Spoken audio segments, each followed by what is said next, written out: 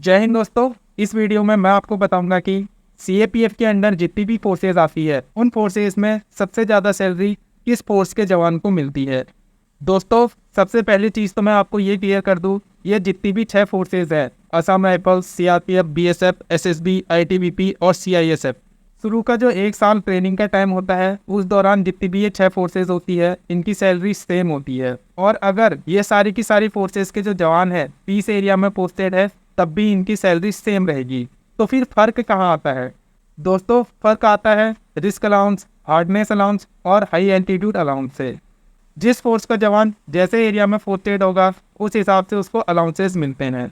अगर वो risky area में पोस्टेड है तो उसका अलाउंस ज़्यादा हो जाएगा। अगर वो मीडियम रिस्की एरिया में पोस्टेड है तो उसका अलाउंस एकदम मीडियम रहेगा। इस तरीके से होता है।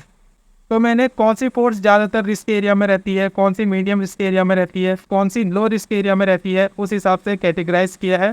6वें नंबर पे है सीआईएसएफ, यानी कि सेंट्रल इंडस्ट्रियल सिक्योरिटी फोर्स।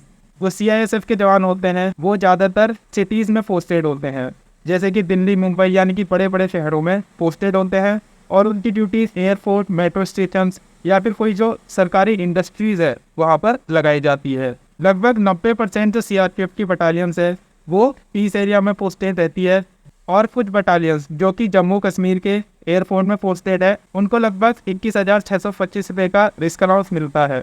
दोस्तों, 5वें नंबर पे मैंने रखा है एसएसबी को। एसएसबी का मतलब सशस्त्र सीमा बल। इस फोर्स की ज़्यादा बटालियंस नेपाल और भूटान बॉर्डर में पोस्टेड रहती है, लेकिन कुछ बटालियन छत्तीसगढ़ और जम्मू कश्मीर में भी पोस्टेड है। जो बटालियन जम्मू कश्मीर में पोस्टेड है वहाँ के जवानों को अच्छा खासा रिस्क अलाउंस मिलता है, जो कि लगभग 21,625 होता है।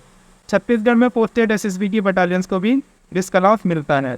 इसके बाद दोस्तों, 4थे नंबर पर मैंने रखा है असम राइफल्स को। असम राइफल्स को 4थे नंबर पर रखने का ये रीज़न है क्योंकि इस फोर्स के जवान पूरी सर्विस के दौरान सिर्फ नॉर्थ ईस्ट में पोस्टेड रहते हैं। दोस्तों, नॉर्थ ईस्ट में हाईएस्ट अलाउंस फिलहाल 12,125 रुपये है। तो जब तक ये लोग वहाँ पोस्टेड रहते हैं उनको 2,000 से 12,125 के बीच में अलाउंसेस मिलते हैं पूरी सर्विस के दौरान, क्योंकि नॉर्थ ईस्ट में हर जगह कुछ ना कुछ अलाउंस है। दोस्तों, 3रे नंबर पर मैंने रखा है बीएसएफ को। बीएसएफ यानी बॉर्डर सिक्योरिटी फोर्स। बीएसएफ काफ़ी बड़ी फोर्स है, इसमें लगभग 150 से ऊपर बटालियंस है। बीएसएफ की पोस्टिंग ज़्यादातर India Pakistan border, India Bangladesh border में रहती है। वहाँ पर उनको बॉर्डर अलाउंस मिलता है जो कि 8-9 हज़ार के आसपास रहता है। उसके बारे में मैं श्योर नहीं हूँ, लेकिन जो बीएसएफ की बटालियन जम्मू कश्मीर में पोस्टेड है और छत्तीसगढ़ में भी बीएसएफ पोस्टेड रहती है, वहाँ पर जवानों को अच्छा खासा रिस्क अलाउंस मिलता है जो कि 21,625 होता है। दोस्तों, 2nd नंबर पे मैंने रखा है आईटीबीपी को। आईटीबीपी मतलब इंडो तिब्बतन बॉर्डर पुलिस। जो आईटीबीपी के जवान हैं वो ज़्यादातर इंडिया और तिब्बत के बॉर्डर में पोस्टेड रहते हैं, जिसमें इनको हाई एल्टीट्यूड अलाउंस मिलता है। कुछ आईटीबीपी जवानों के अनुसार इनका अलाउंस कुछ एरियाज़ में 25,000 से ऊपर भी चले जाता है। इस वजह से मैंने इनको 2nd नंबर पे रखा है। लेकिन जो हाई एल्टीट्यूड अलाउंस होता है वहाँ पर जवान 3 महीने से 6 महीने तक ही रहता है और उसके बाद वो फिर बेस कैंप में आ जाता है। और दोस्तों, 1st नंबर पर मैंने रखा है सीआरपीएफ को। सीआरपीएफ का मतलब है central reserve police force. CRPF India की सबसे बड़ी पैरामिलिट्री फोर्स है, या फिर सीएपीएफ के अंडर आने वाली सबसे बड़ी फोर्स है।